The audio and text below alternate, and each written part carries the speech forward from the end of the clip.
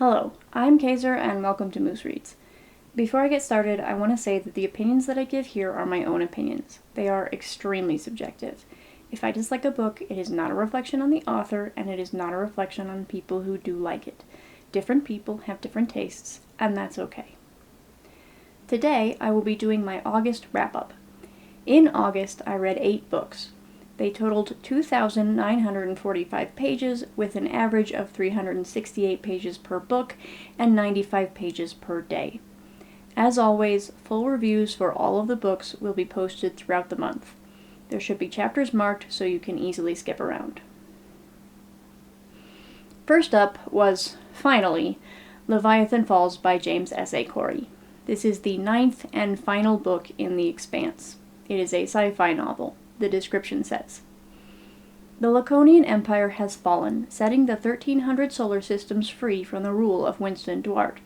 But the ancient enemy that killed the Gate Builders is awake, and the war against our universe has begun again. In the dead system of Adro, Elvie Okoye leads a desperate scientific mission to understand what the Gate Builders were and what destroyed them, even if it means compromising herself and the half-alien children who bear the weight of her investigation. Through the wide-flung systems of humanity, Colonel Aliana Tanaka hunts for Duarte's missing daughter and the shattered Emperor himself. And on the Rocinante, James Holden and his crew struggle to build a future for humanity out of the shards and ruins of all that has come before. As nearly unimaginable forces prepare to annihilate all human life, Holden and a group of unlikely allies discover a last, desperate chance to unite all of humanity, with the promise of a vast galactic civilization free from wars, factions, lies, and secrets if they win. But the price of victory may be worse than the cost of defeat." 4 stars. I have very mixed feelings about this book. For the most part, it is exactly in line with every other book in this series. Good characters, interesting plot, very engaging. Generally speaking, I liked it. But whereas I will happily give every other book in this series 5 stars, this one cannot rise above 4, and that is entirely due to the ending. Obviously, I'm not going to go into details here. This is a spoiler-free overview, but I can say that I was fairly dissatisfied with it. In all honesty, to some extent, I will say that it was mostly how the series was always going to end. There's both a symmetry and a necessity in part of how things settled that I can't entirely argue against. That doesn't mean I have to like it. However, I can complain, and will in the full review, about most of it. The way most of the characters were left was so completely unsatisfying and in some cases outright offensive to me. I'm willing to grudgingly give them the one thing, but most of the things that annoyed me here were completely avoidable. Ultimately, my unhappiness with the ending isn't enough to spoil the series, or even this one book, really. It's bad, but not bad in a way that breaks everything. Still, it's disappointing to have such a lackluster ending, and I wish it had been better. Next, for my book club, I listened to Sistersong by Lucy Holland. This is a historical fantasy. The description says, "In the kingdom of Dumnonia, there is old magic to be found in the whisper of the wind, the roots of the trees, and the curl of the grass. King Kador knew this once, but now the land has turned from him, calling instead to his 3 children. Riva can cure others, but can't seem to heal her own deep scars. Keen battles to be accepted for who he truly is, the king's son, and Cinna dreams of seeing the world, of finding adventure. All 3 fear a life of confinement within the walls of the hold, their people's last bastion of strength against the invading Saxons. However, change comes on the day ash falls from the sky. It brings with it Myrddin, meddler and magician, and Tristan, a warrior who is not what he seems. Riva, Keen, and Cinna, 3 siblings entangled in a web of betrayal who must fight to forge their own paths. Their story will shape the destiny of Britain." 2 stars. This book felt really weird to me, and I can't quite explain why. This book takes place in the period of British history where the Saxons are taking over and Christianity is spreading. The main characters are Celtic, I think, and they are struggling with how the introduction of Christianity is killing their culture. As far as I can tell, what I found most jarring in this book, at first, was the very in-your-face Christianity. Maybe it's just me, but I'm just not used to real religions taking up space in my books.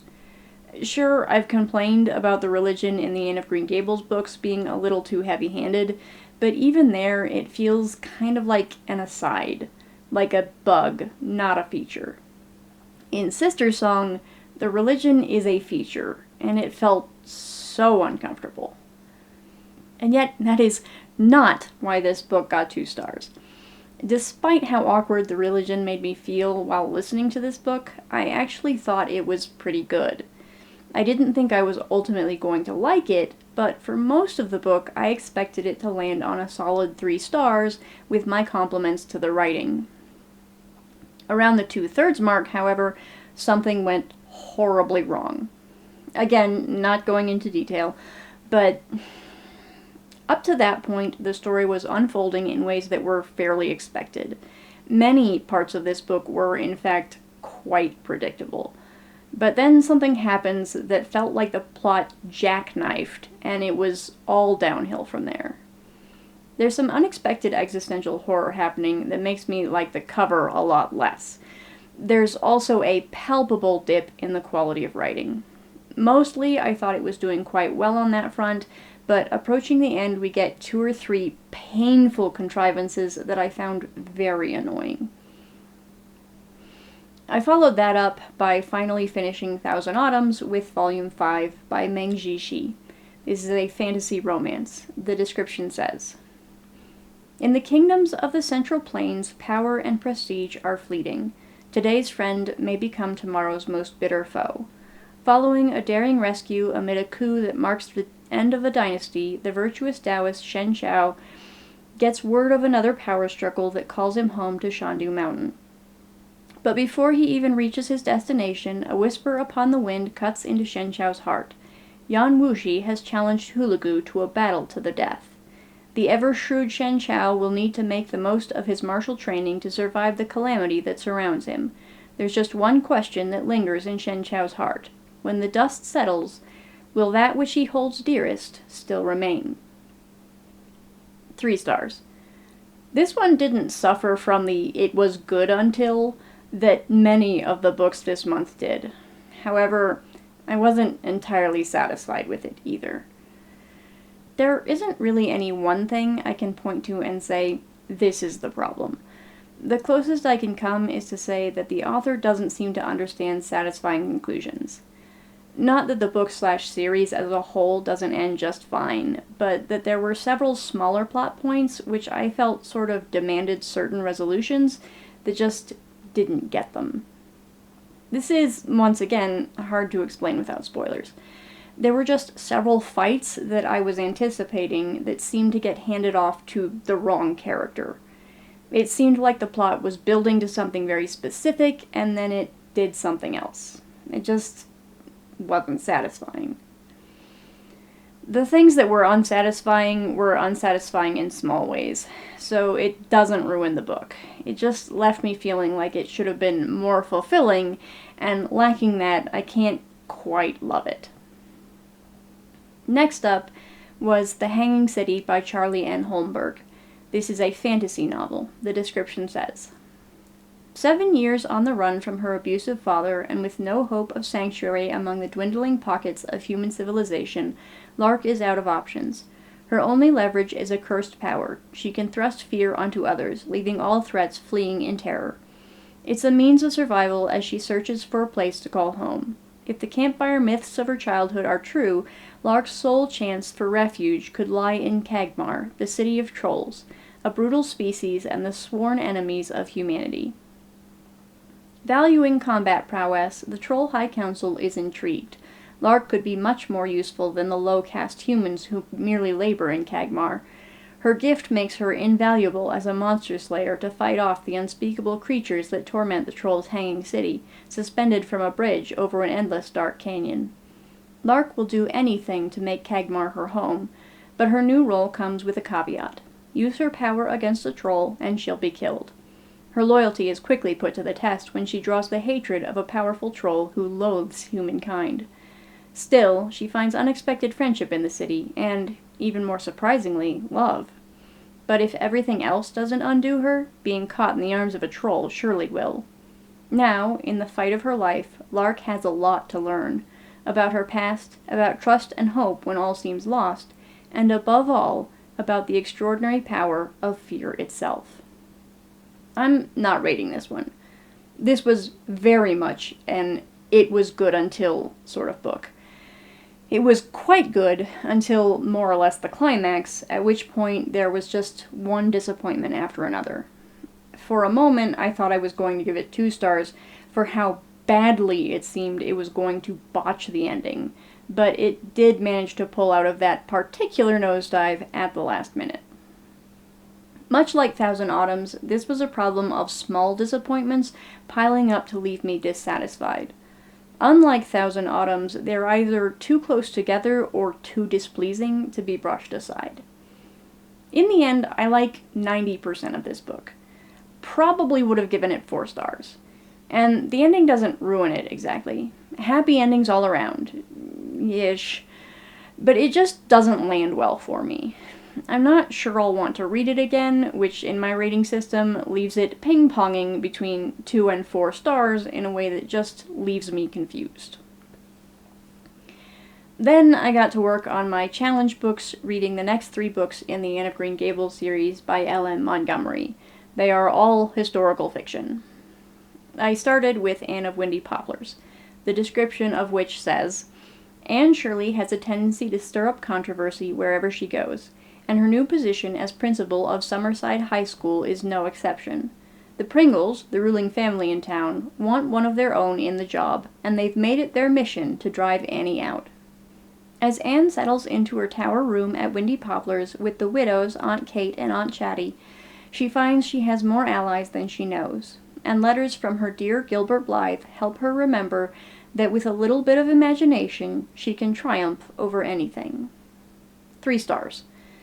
There's not much to say about this one. It was fine. It was exactly the same thing as the rest of the series. I didn't love it. I didn't hate it. The religion is bothering me less, though. I really think the problem was Davy, and as Davy has more or less stopped mattering, the moralizing has mostly subsided. There's still some religion here, but it's mostly the incidental sort that doesn't really bother me.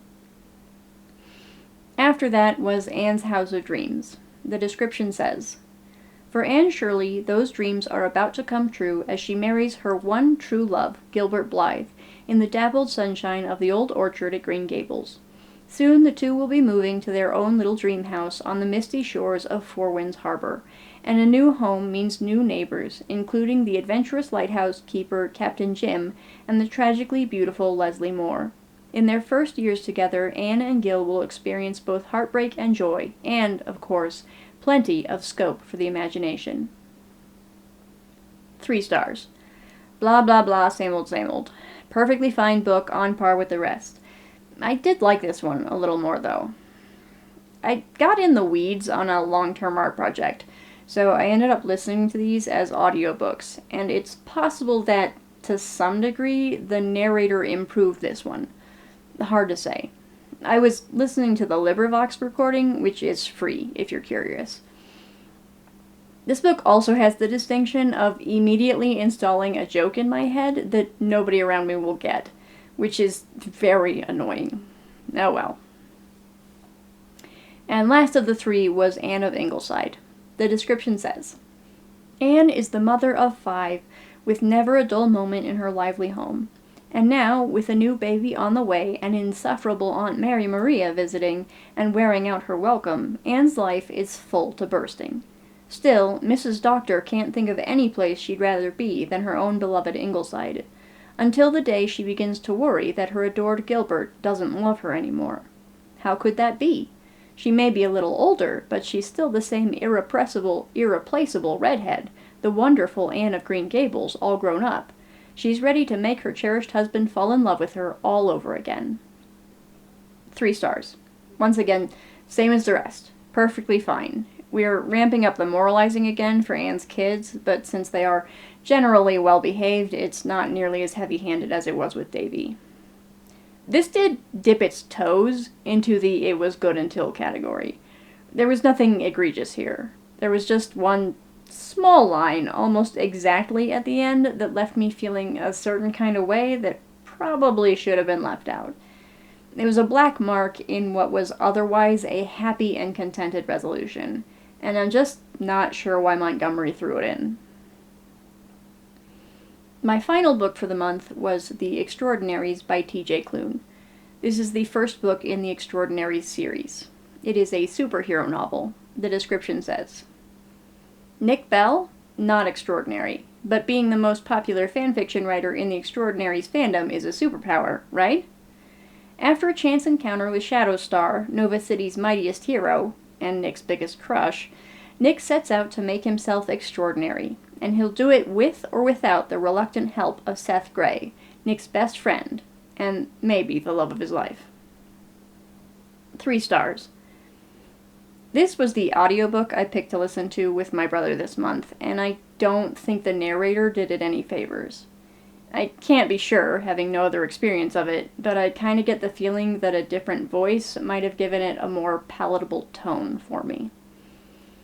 This book was very clearly trying very hard to surprise the reader. I think it would have managed it just fine if it hadn't been for my brother, having listened to it before, letting me in on the twist early.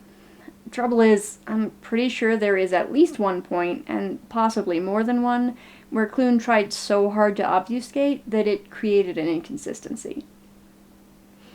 There was also a second twist that was painfully obvious much earlier than the after-credits sting that revealed it. Incidentally, there was an after-credits sting, which was extremely weird in a book. Both my brother and I were too lazy to stop it, so the book went through the "This has been presented to you by Audible" rigmarole that comes at the end of all their audiobooks, and then there was another scene. It was such a surprise that afterward, my brother said he didn't think that he'd heard it when he listened to it before. So, fair warning, if you listen to the audiobook, let it run all the way through. Incidentally, I don't care about spoilers, and my brother knows that, so telling me the twist wasn't anything malicious. My general opinion is that any book that hinges on surprising the reader to be good isn't. At any rate, that's all the books I read in August. As for September, my plans are thus. First, I'm going to read You Can't Spell Treason Without T by Rebecca Thorne. This was my book club book in July, but the library didn't come through for me. I kept the hold, though, because all the spoilers I got at the club meeting made it sound really good. It came in, it's on a time limit, it gets to go first. Spoiler, but I've already finished it. I've also more or less finished reading Mansfield Park by Jane Austen. I'm still in the weeds on my art project, and my brother has been working his way through Austen audiobooks, and since this is one of my challenge books, I asked if he wanted to listen to it together. Remnants of Filth Volume 4 by Wrapup is once again in the plan since I didn't get to it last month. Likewise, I'll read Starlight and Shadows by Vera Winters for this month's book club, and also The Sunbearer Trials by Aidan Thomas for next month. Possibly, I will also slip Nevada by Imogen Binney in to get well ahead for November, but we'll see. It's only available from my Libby as an audiobook, so that does help its chances at the moment. My brother and I will be continuing The Extraordinaries and read Flashfire by T.J. Klune. And lastly, I need to read Puzzled by P.J. Nichols as my second challenge book. It's certainly not an ambitious list for me, but at this point I need to read 5 to 6 books a month to reach my goal of 100 by the end of the year, so I don't feel any particular need to push. If you like this video, I hope you'll watch more in the future. Thanks for watching this one. Bye!